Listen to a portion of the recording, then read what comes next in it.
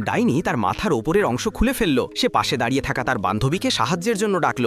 একটি ছেলে লুকিয়ে এইসব দেখছিল, কিন্তু সে কিছু বোঝার আগেই বাকি ডাইনিরাও তাদের নকল চেহারা সরাতে শুরু করলো। কারো পায়ে আঙুল ছিল না, কারো মাথায় কালো এবং হলুদ চুলের নিচে চকচকে টাক দেখা যাচ্ছিল। তারা হাত থেকে দস্তানা খুলে ফেলল। ভেতর থেকে শুকনো কুঁচকে যাওয়া চামড়া বেরিয়ে এলো এবং তাদের মাথায় অদ্ভুত ফোলা ফোলা দাগ দেখা গেল। তখন তাদের মধ্যে একজন কথা বলতে শুরু করলো, প্রত্যেককে একটি করে শিশু ধরে আনতে হবে, কিন্তু যাদের শরীরে সুরক্ষার প্রভাব আছে তাদের ছোবেও না।